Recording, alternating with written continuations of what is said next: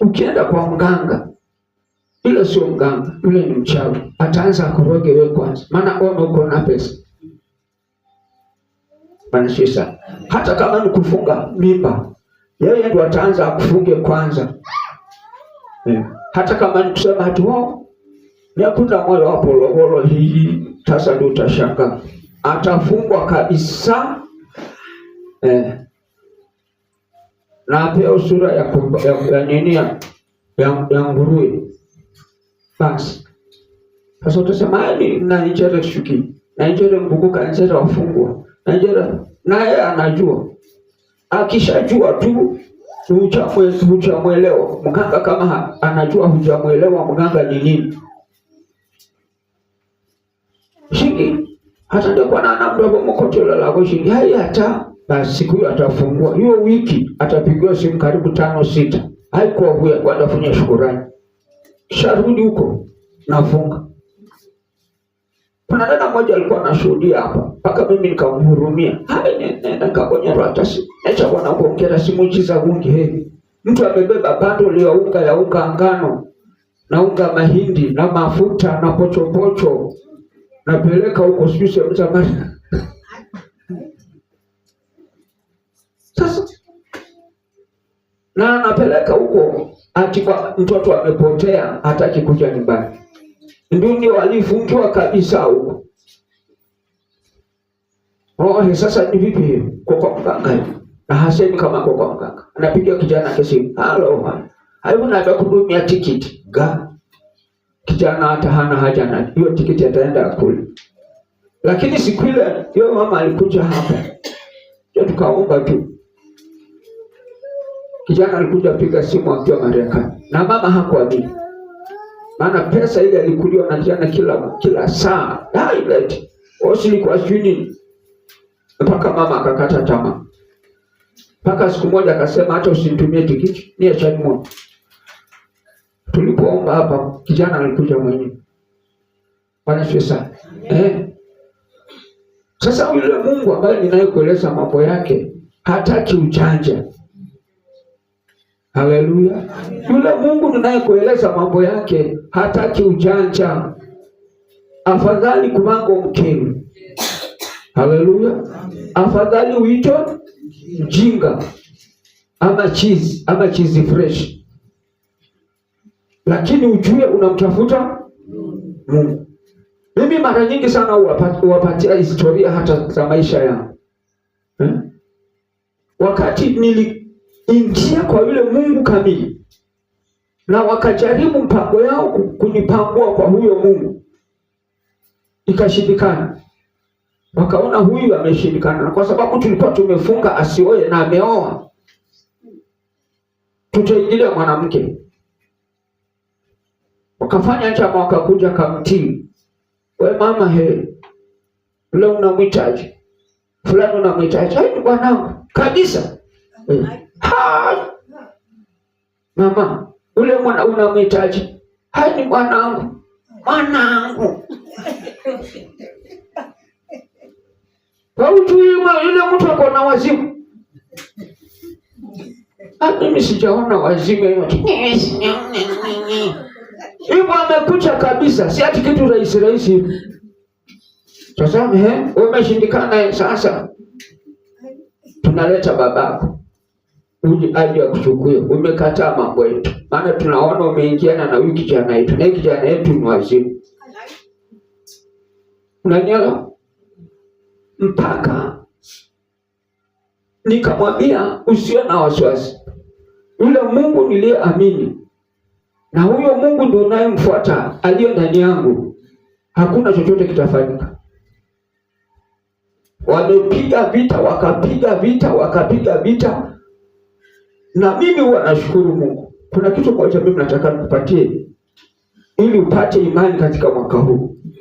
Hata ukisikia wameenda wakachinja kondoo ngapi kwa sababu ya maisha yako, wewe shukuru Mungu, kwa sababu zile kondoo kwanza wanakufanyia dhabihu, wewe uende mbele. Amen. Haleluya. Kama utakuwa ndani ya Mungu. Wakati wanafunga na kuomba kwa ajili ya maisha yako, wewe wanakuinua juu, kwa sababu hawajui ni Mungu gani unayemwomba. Bwana sana. Mimi nashukuru Mungu kwa mfalme yule aliyekuwa ametoa amri Daniel aweko katika shimo la simba. Kwa usiku Biblia inasema kwamba hakulala. Haleluya. Hakufanya nini? Hakulala. Manake mahali alifungiwa Mungu alishuka mahali Daniel alikuwa yuko. Kwanza simba zilikuwa zimeambiwa zimalize siku 7 ndio Daniel atubu. Zilikuwa zinakuja kumramba tu mtumishi wa Mungu. Wewe ni kama sisi tu, na simba iko na njaa siku 7. Lakini imekuwa rafiki ya mtu wa Mungu. Haleluya. Amina. Hata majini iwepo mwezi mmoja bila kukula, ili itumwe kwako ije kupata damu, haitaweza kufaulu. Amen. Haleluya. Tunataka nikupatie changamoto. Pengine yule Mungu unayemuita atasangu nasema, mimi hata kama naenda huko mbali, nataka kwenda kupata huyo Mungu wa hapo. Bado hujasimama. Wacha kusikiza kelele za watu. Haleluya. Na kurudisha katika barabara ya Jericho. Yule mtu aliyekuwa mahali pale yeye haoni, na alikuwa anaomba. Lakini wale watu waliokuwa wanampeleka pale, nataka sasa uangalie. Wale watu walikuwa wanamsukuma wampeleke pale, ama washikilie fimbo waende wamketishe pale kando ya barabara. Wale watu ndio walikuwa wanafaidika. Haleluya. Wale watu ndio walikuwa wanafanya nini? Wanafaidika.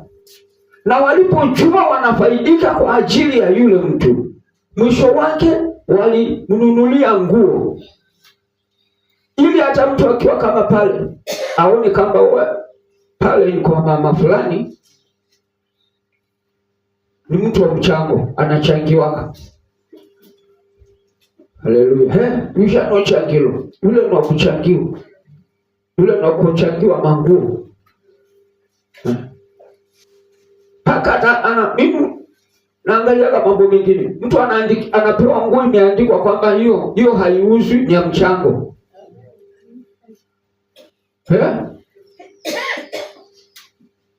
Mpaka watu wakamjua.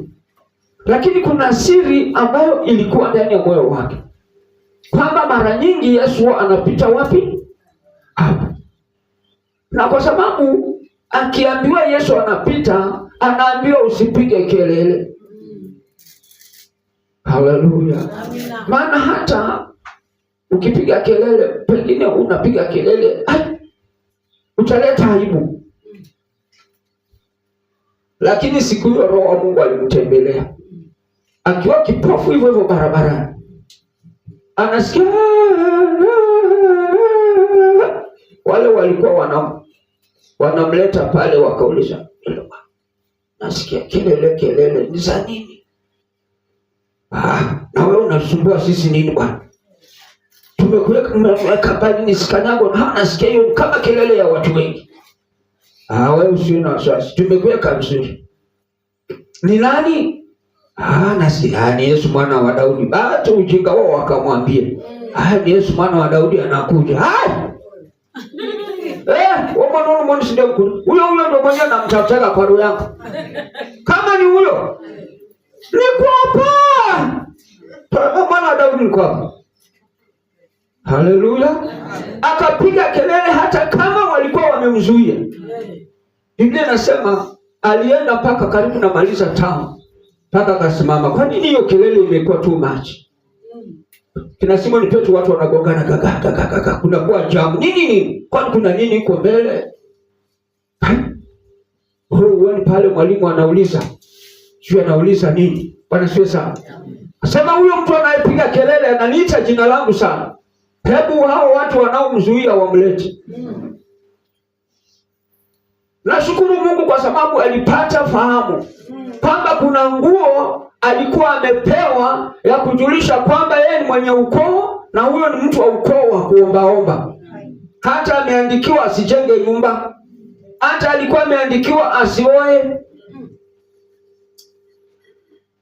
kelele yake ya kumwita Yesu ilimsaidia. Haleluya. Amina. Haijalishi umekamatwa na waganga kiasi gani ya mwaka huu. Haijalishi walichinja mbuzi ngapi, ati wanakuzuia. Haleluya. Amina. Nataka nikutangazie ama nataka nikutabirie kwamba beria zote ambazo waliweka na mabuzi zote walizokuwa wameua haiwezi kufanya kazi. Kwa hivyo ni wewe usimame umfuate Mungu aliye hai. Amen. Mwaka huu ni mwaka wa baraka nyingi sana. Lakini hazitaki wale watu wajanja. Baraka nyingi tu. Na hata watu wengi watashtuka. Kama vile Bartimayo alishtuka. Kweli macho yangu ingekuwa tu nione. Kweli ingekuwa niitwe mama. Mungu atauliza. Haleluya. Amen. Siku moja watu nilikuwa nikicheka. Lekandi kutatu kubange mtumishi tama oko bishop. Mimi si bishop. Sina manya tuko na jina ni mwombezi. Ni wale. Hata lakini kwa rufia Bugoma. Maana katika mikutano ya watu wa giza wale unaokula na wao wako huko. Haleluya. Na ndipo nataka nikwambie mwaka huu uangalie ni rafiki gani utakayetembea naye. Haleluya.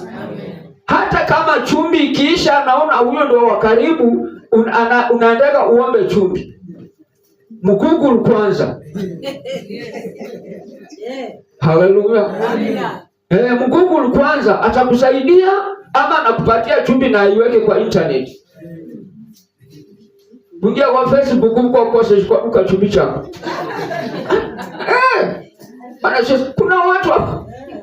Kuna watu wanakuangalia maisha. Kuna watu wanakufuatilia. Nasikia huyu anaomba huyu Mungu. Nataka tujue huyu Mungu wake aina gani. Paka wanauliza, je, huyu Mungu wao ni Mungu aina gani? Haleluya. Unajua watu watakupiga vita. Lakini vita hizi Mungu atakuwa ameshakuzingira. Haleluya. Maana yeye kila wakati anasema ninakuwazia mambo mema ya siku zako zijazo. Ninakuwazia mambo ya amani. Haijalishi unapitia vita aina gani. Bwana pesa. Najua tuna mambo mengine huwa nikikueleza wewe huwezi kuyabeba. Anakuambia kama Yesu akafanua, acha huyo Yesu akae. Hata siku moja nilikuwa nauliza Mungu, hii huduma umenipatia ni huduma aina gani? Maana nikiketi hivi moto unawaka. Nikiketi hivi moto kama watu wa ukoo wote wamekukataa. Tena wanakuja wanakuambia wazi kwamba bwana wewe ile mambo itakupata. Utalilia utachekea chooni. Na mimi na ni drag call. Mwambie kuna mambo mmepanga. Hapana. Anachwesa. Sasa kama umemwamini Yesu, usimwamini yule Yesu wa wasiwasi. Hata ukalomba Mungu ndani wa Yesu ndio kumwelewa sawa sawa. Tafuta Yesu aliye na uwezo mkuu. Anachwesa. Ili uweze kuwa na amani katika maisha yako. Haleluya. Amina. Yaani Yesu aliye hai. Huu mwaka ni mwaka watu wanataka wajue Yesu. Haleluya. Maana juzi Mungu alikuwa anatuzungumzia kwamba simameni, amka, uangaze. Nuru yako tayari imeshakuja. Iko juu. Kama ni biashara, nyota ya biashara upako kama ni upako wa biashara. Hata kama ni ya kimataifa imeshakuja. Haleluya. Sasa ni wewe mwenyewe. Hatutakuwa tukikaa katika vioski. Maono ya kioski toka hapo. Yaani hata watu kusema kwa soma hao. Mimi nasomaga kwa baraka. Tumeona mwaka huu leso umebadilisha mara 3. Sasa tumeona mwaka huu nywele kwa mwezi mara 3 jamani. Hivi ni pesa ngapi? Hii ni 1500. 1500 mara 3. Bwana sasa mpaka mwisho utaanza kushika na kuita devil worship. Bila kuna kitu devil worship anatoka vitu za bure. Haleluya. Wakingojea kitu kifanyike hakuna, watu ndio wanazidi kutama. Unajua watu wa Mungu, nataka niwaeleze kitu muelewe. Kama wewe mtu wa Mungu utasimama na huyu Mungu, hakuna siku utababaika. Maana ukisoma pale tutarudi pale tusome pale tulifungua na leo ndio tunaendelea na ili uelewe Mungu anataka nini katika maisha yako. Usio mtu wa wasiwasi. Ukiwa mtu wa wasiwasi watakuweza. Na wale watu wenye kupenda manabii hataki maombi mpaka utabiri. Anashesa. Amen. Mimi wanaeleza watu.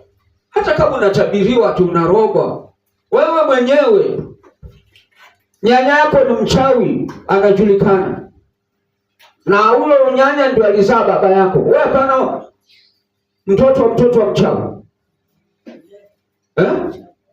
Sasa kama utatolewa katika madhabahu, unafikiri mtu anaweza kupiga somo yake?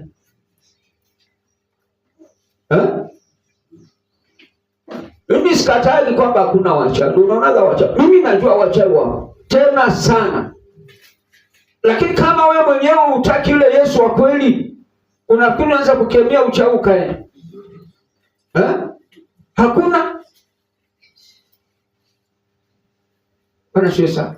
Kwanza kutoka katika madhabahu ya uchawi sio kitu rahisi.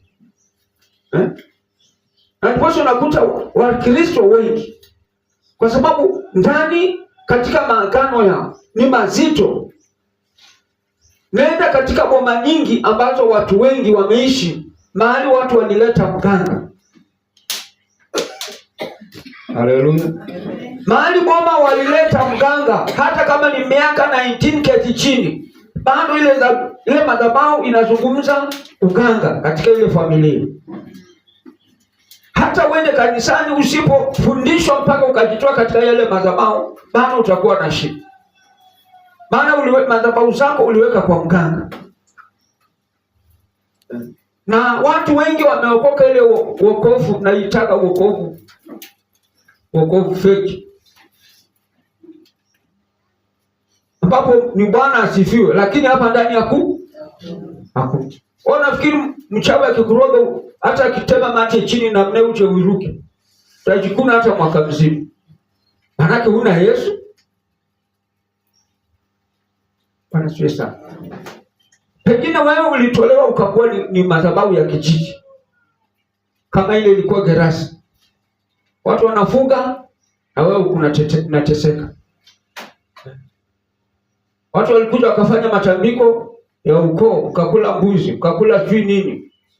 Ukachimbia kichwa ya mbuzi kwa mashamba. Hasa mnalalamika, hata jirani ameturoga. Sijui nini. Na nyinyi mlichimbia kichwa. Unafikiri hiyo kichwa itazungumza bure? Ilichimbwa bure. Hata utakuta ile familia yote ni ufukara na umasikini. Hata ulime huwezi kupata kitu. Tulijiroga mwenyewe. Haleluya. Halafu ile ufukara na umasikini vile umefanyika, hata mtoto atoke hapa aende Nairobi, hakuna chochote anaweza akapata. Haleluya. Na shida ilitoka wapi? Shida ilitoka kwako wewe mwenyewe. Maana wewe ulifurahia mganga. Na siku moja nilikuwa nazungumza hapa. Mganga anafuata naangalia kuna boma nyingine sehemu za huko, sitaki kututaja huko sehemu za huko chini huko. Mwisho wake akaona bwana kuna pesa, bwana akaondolewa. Mama akaambiwa weka saini, unajua mtu akikufa analipo miaka 5. Tutakuwa tukiendelea na wewe kwa nini kwa pension. Jamaa kaenda Giriama huko, kazungusha vibuyu akakuja. kaketi kwa nyumba, mtu asiulize mimi mtu hapa nimekuja vipi. Bwana siwe sana. Na baada ya siku chache yule mama tayari mimba. Ai nini? Kwa sababu ndio linafanyika. Na huyo mtoto ataitwa jina la yule mganga. Watu wa ukoo wanauliza, "Bele huyu mwana uchefa aluvangwa ali, seko na kuchukuchingichi vangwa bele ali." Hai, ndio ufamuge wake. Walikuwa wanafanyana kazi kwa Mombasa. Bwana Shesa. Sasa nyinyi mumeweka madhabahu ya mganga pale na jina. Sasa huyo mtoto atakaa pale, hata sikizana na wale wa ndugu zake wako pale. Maana ni damu ya mganga. Ataanza hata shida ya kusumbuana na mashamba. Anataka kulima hata kwa mlango. Unanipata lakini. Sasa hizo roho lazima wewe mwenyewe ukubali. Uangalie katika boma yenu kulikuwa na nini. Wakati ukiwa mkubwa. Ulikuta mwasina. Pombe ya mrajini ndio ulikuta. Sasa wewe ukiingia kwa kanisa lazima umangane umoe yale madhabahu. Bila kuingoa utakuwa na shida. Mimi niliona hata kazi mwingine rafiki yangu. Mtu amefanya kazi vizuri lakini kwa sababu madhabahu za kwao zilikuwa za majaga. Usiku amelala. Kakujua na wale wazee. Wewe unatuhubiria kila siku. Tunataka tukupatie nyungu za kuchemsha madawa. Baada siku chache nasikia mchungaji atu anachemsha madawa. Za kutibu watu mgongo na vitembeo. Na baada siku chache kwa sababu mimi nasema nini? Huwezi kufanya kazi ya Mungu na uchache. Baada siku chache alienda. Bwana asifiwe sana. Hata tuende kwa neno. Tuende katika Isaya. Kuna mahali tulisoma hapo juzi.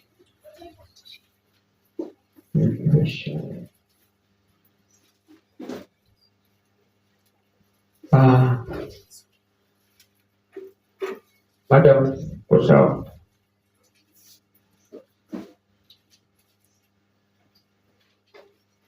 Isaya 60. Wale wenye kuandika. Madam, mwingine umeona. Some. Wewe. Na kuongana haya, nani atasoma? Madam, soma. Tumekumisa 61.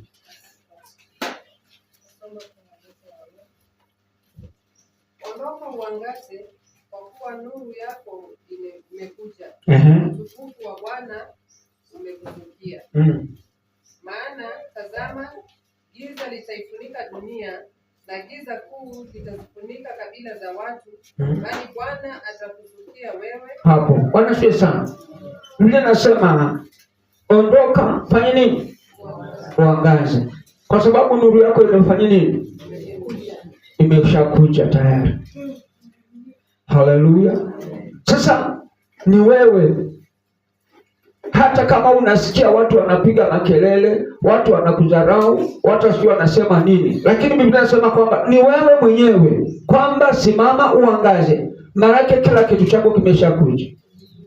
Na is announcement kwamba kabila za watu giza imewakali. Haleluya. Sasa wewe mtu wa Mungu, wewe ndio unayehitajika uweke mwangaza kwa watu. Haleluya. Mahali huko wokovu wako ujulikane. Mahali huko umama wako ujulikane kwamba huyu ni mama wa kanisa. Hata ukienda kama ni matangani wajue huyu ni dada wa kanisa. Haleluya. Amen. Kama mali nyingine nilikuwa nimeenda. Hata nikasema asante kwa sababu mimi sijavaa sijavaa zile nguo, watu wanaangalia hali fulani amevaa hizi, huyu ni mchungaji. Mimi nilikaa tu raia na ubona bakaseji sokana nyama sande riburi na mpaka kashiko mpaka watu wa mataifa walevi vyako tia kuna dada kunda wana memwana kwa mweze kasha tukisokana nyama sina balikia amabeke dada babu bakilio Bwana Yesu. Sasa unajua hivyo, yani ni kupeleka kanisa aibu. Kwa nini ukienda kama uko kwa matanga kama mstaarabu? Hata kama chakula imeisha, kwenda ukilalamika, hai bwana atajua kama nimo sitatoa mchango. Mtu ametoka Mombasa hajatoa mchango, pengine wewe mtu nini yake imeisha kwa sababu ya tikiti. Sasa wewe hujakunywa chai na wewe kwako ni hapa nje. Unalalamikia nini? Anasema unajua watu wa Mungu, Biblia inasema hapa kama nuru imeshakuja. Hapo Biblia na chini inasema maana tazama giza linafunika dunia. Na kama giza linafunika dunia, na wakati dunia inafunikwa na wewe mwenyewe uko na hizo tabia, pia utafunikwa na hiyo dunia pamoja. Haleluya. Na ndipo unaona saa hii kanisa liko na shida. Nilikuwa nazungumza na ndugu mwingine, nikamwambia kanisa saa hii liko na shida kwa sababu watu hawajielewi. Haleluya. Na hata kama nguvu ya Mungu itatembea kwako, haina nafasi ya kukaa, haina nafasi ya kufanya muujiza kwa sababu umefunikwa pamoja na dunia. Tabia ile iko duniani ndio iko pamoja na wewe, iko pamoja na watu wa Mungu. Sasa mpaka ukisoma Biblia pale katika Paulo alikuwa anazungumzia kanisa, akizungumzia Timotheo kwamba kutafika wakati watu ambao hawajali. Kwa kile Biblia inasema nini? Bado ushugunukie. Hawajali. Haleluya. Amen. Hata kama ni kumwimbia Mungu, lazima ujue huyu Mungu na muimbia ni Mungu aina gani. Unajua watu wale ambao Mungu amewasaidia kupigana na kanisa libaki katika msingi wake wa kweli ni watu wachache sana. Haleluya. Ni watu wachache sana. Na watu sasa wanakimbilia kusema ati kanisa liweko digital. Digital mtamalizwa na Mungu. Haleluya. Maana ukisoma katika Biblia inasema hiyo Musa alitembea na wana wa Israeli, na walipofika mahali Mungu akamwambia, mimi nikiingia hapo ndani sasa mwaka hia nitamaliza watu. Haleluya. Siwezi kutembea pamoja nani. Biblia inasema wewe walikuwa wanakaa, ikienda ikidinda hawataona moto mbele na watabaki pale pale. Na sasa hii kanisa mali limefika mahali ambapo kuko na mambo yaliyo mazito. Maana watu hawaelewi. Maana sasa hii watu wengi katika mioyo yao wanapenda utabiriwe. Utatabiriwa nini? Ezekieli aliambiwa aje? Akaambiwa sasa ni wewe mwenyewe utabiri. Ujitabirie maisha yako. So alikuwa apostol kwa Bwana mwaka na benda kwa Bwana. Haleluya. Mimi nijitabirie mimi mwenyewe. Nirudi nitabirie watoto. Nirudi nitabirie mke wangu. Nirudi nitabirie kanisa vile kanisa linaenda. Alafu na wewe tabiria familia yako mwaka huu. Unataka Mungu amesema anabariki watu, amebariki anaponya watu, amesema kwamba hata dunia ikiingia kwa giza, katika nuru yako ya Mungu iko juu yako. Giza haitakuweza, wachawi hawatakuweza, malimunati hawatakuweza, wenye kupinga hawatakuweza. Wanapopinga ndio unazidi kwenda mbele. Haleluya. Sasa utangojea kutabiri, unatabiriwa nini? Mungu amesema mwaka huu ni mwaka wa watu wa Mungu. Hata kama mwaka jana kulikuwa na mawimbi mazito, lakini mwaka huu ni mwaka wa kuoshwa. Pale kulikuwa na vidonda, hii inasafishwa unang'aa. Maana dunia, Biblia inasema kwamba dunia imeingia giza. Sasa ni wewe mwenyewe utafakari, utakapo gizani mali dunia inashikiliwa inaangukiwa na giza, ama utafuata nuru ambayo imekuja juu yako. Haleluya. Ni uamuzi ni wako. Maana watu wengi wanataka kusukumwa. Mimi wanaeleza watu, injili yangu mimi tanisamee. Sijapewa ile injili ya kubembelezana. Haleluya. Maana injili yangu ni ya kupigana na mizimu za milimani, za baharini, za wapi. Sasa nikubembeleza, nitakubembeleza nini? Ni ukubali neno la Mungu. Kama Biblia inasema nini? Na utukufu wa Bwana umekuzukia. Siko juu yako sasa. Bwana, tazama giza litaifunika dunia, na giza kuu zitafunika kabila za watu. Sasa wewe, kabila yangu Mtaita, kabila yangu Mkamba, kabila yangu Mkikuyu, toka katika hiyo ni kabila, ingia katika ukweli wa Mungu. Maana Biblia inasema kwamba hao watu wanafunikwa. Na hao watu wakifunikwa, wanafunikwa na mambo yao, watafunikwa na uganga wao, watafunikwa. Wasipokubali kutoka, watafunikwa na uganga wao. Na mwaka huu, haleluya, amen. Wacha ile ya mwaka jana 25 ilikuwa na huruma. Mwaka huu ndio mwaka ulio na msako mzito kwa waganga na wachawi. Kwanza wale walio ndani ya kanisa, Univa Antavel. Wale ambao walio ndani ya kanisa wanasumbua kanisa la Mungu. Amen. Biblia inasema kwamba Bwana anaanza pale kwa madhabahu. Amen. Hallelujah. Amen. Univa Antavel Shanlavel. Mungu anashuka kwa madhabahu, aanze kazi. Maana Mungu amechoka. Kama dunia inakuja kufunikwa, na wengi ambao wako katika hiyo dunia ni wale ambao wako katika madhabahu ya Mungu. Wanasema wanapeleka watu mbinguni, lakini wao hawako na Mungu. Sasa Mungu anasema anakuja, aanze kazi. Mtashangaa mambo mengine yakifanyika. Msishangae. Wanasiasa.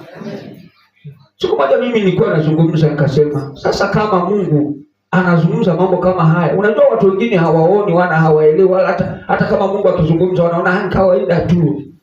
Nimezungumza, lakini yale mambo ambayo yatakayotokea, hata kama kutakuwa na amani katika kanisa la Mungu, lakini kutakuwa na shangwe kubwa. Kina Simon mchawi ndio sasa watatengenezwa. Mungu amechoka kanisa lake kusumbuliwa. Amen. Anasema. Amen. Ona huko kanisani mzee wa kanisa, sijui mzee, sijui madhaino, ni sijui nani, lakini bado uko na shanga za viuno.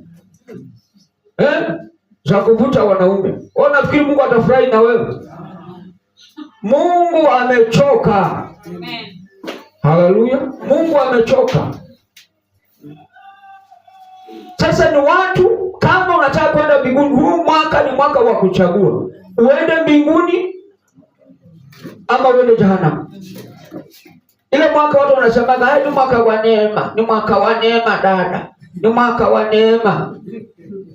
Paulo anauliza, hii tutende dhambi ndio neema hizi? Hapo mbele inasema nini? Endelea na nini madam?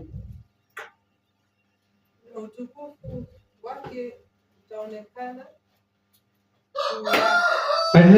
na mataifa watajijilia nuru yako, na wafalme kujia mwanga wa kuzuka kwako. Hapo sasa ni mamlaka iliyo makubwa sana.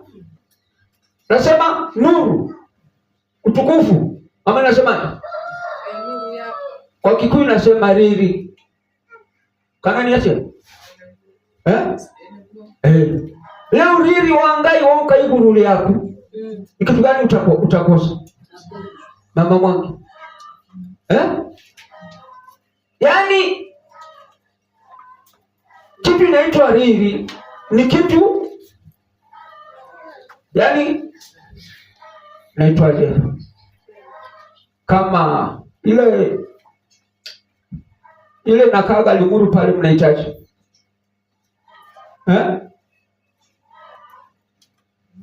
Inakuwaga hapa pembeni kama moshi mnaita nini?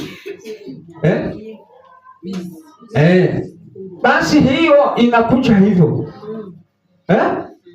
Wanashwe sana. Sasa Biblia inasema kwamba hata mtu akiwa Taveta anafanya nini? Anaiona. Hata mtu akiwa Amerika anaiona.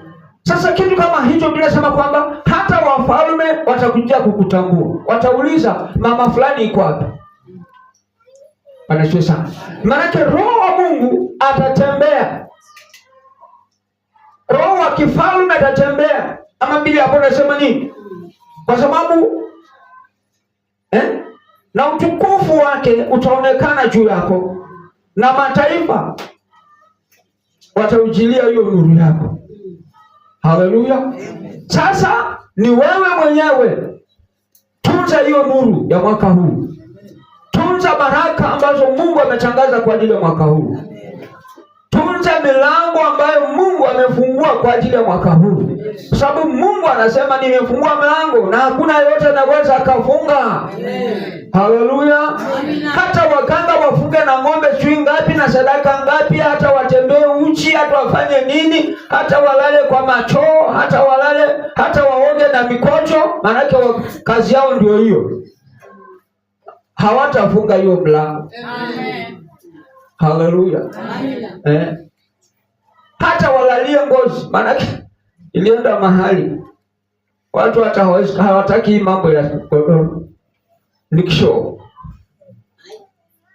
Kumbe ile ni madhabahu. Jana juzi ndio Mungu alikuwa anazungumza na mimi. Ndio unaona wale watu wote wanafugaga mifugo.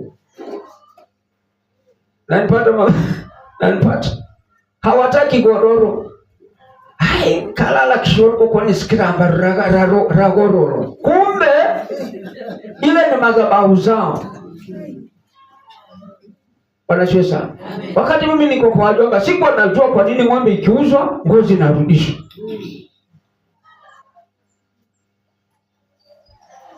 Sema madam nastuka. Na ndio nikakuja kuona mahali, nikapata ufunuo tu kidogo. Mahali popote wale watu walienda wakasoma, wakajifananisha na wengine, lakini yale madhabahu za kwao usilale kwa godoro. Wakatoka kwa hizo, wakatoka kwa ngozi zao, wakaanza kulala kwa magodoro. Ng'ombe zikaanza kuishi.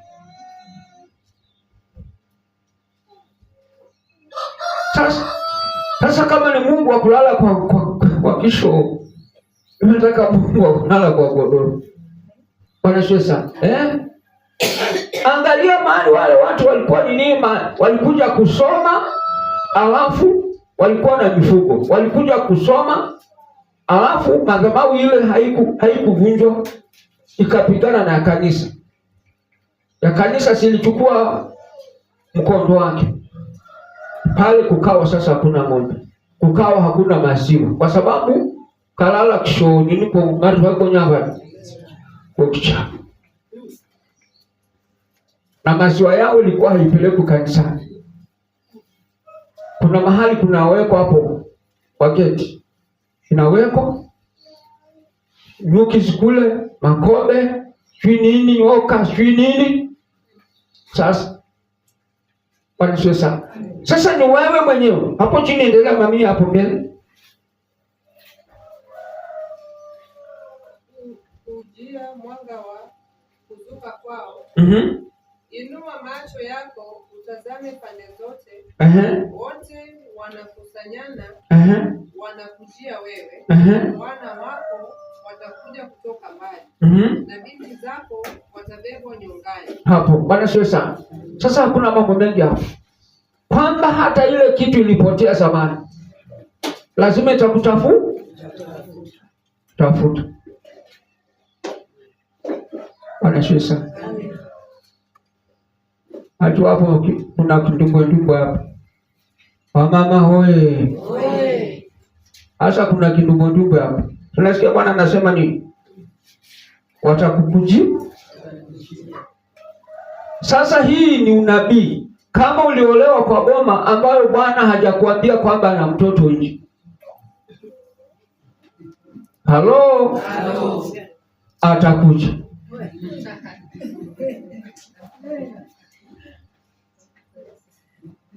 Na usiruke. Hata akiwa unakuja akikutafuta, ujue Bwana ameshazungumza. Hata kama ngera mbudi ngiko mbage mshi.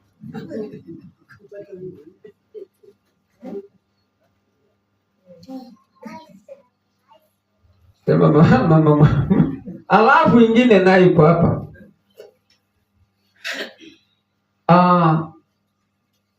Dana amepata mimba ya siri na ikafichika na kuna mtu alijua kwamba alikuwa na mimba.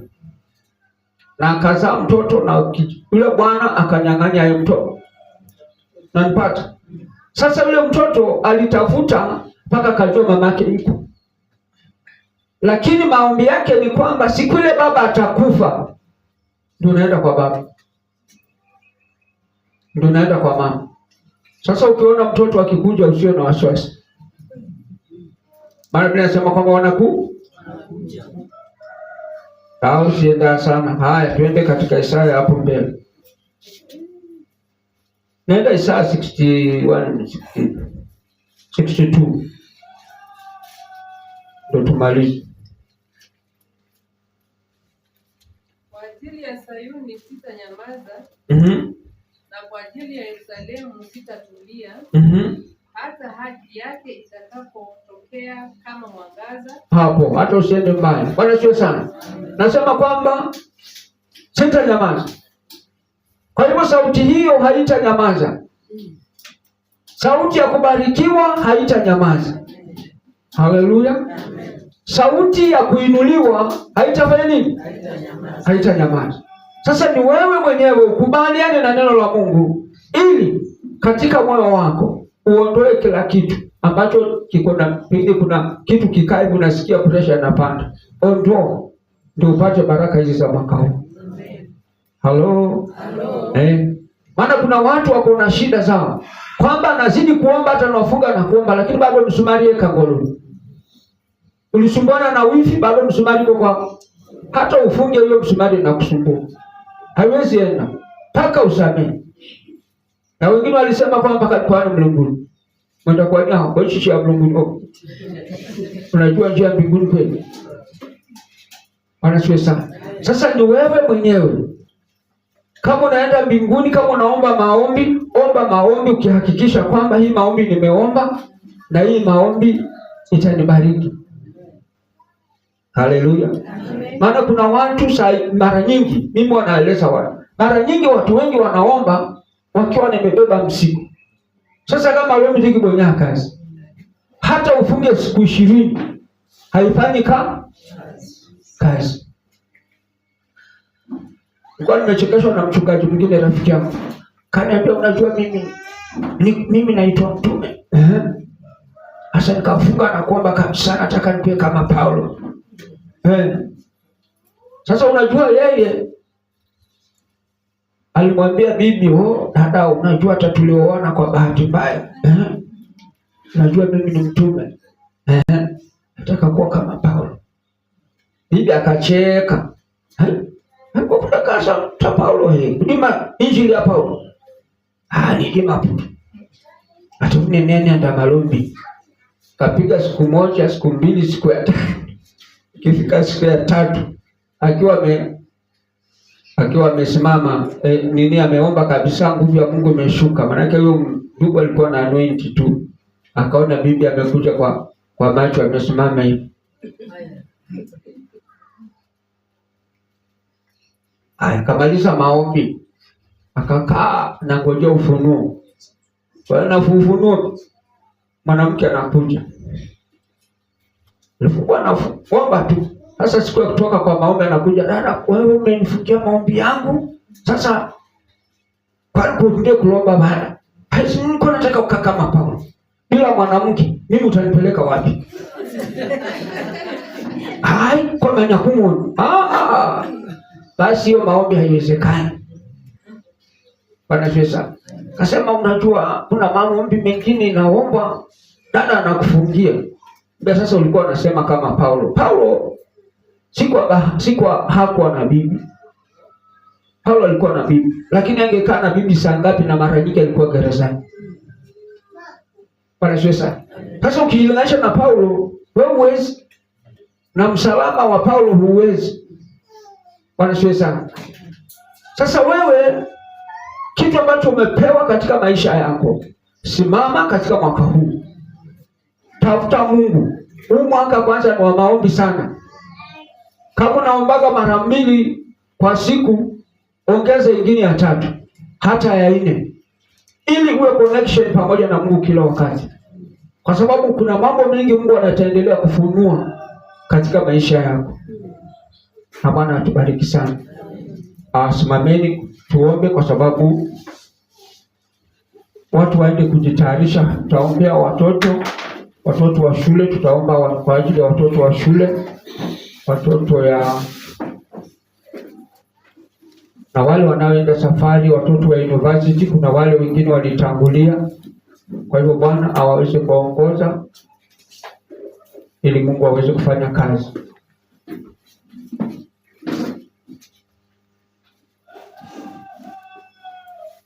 Taka ujitayarishe, ombea watoto wako. Hata kama nitakuja omba, wewe mwenyewe uchukue nafasi ya kuomba kwa ajili ya watoto.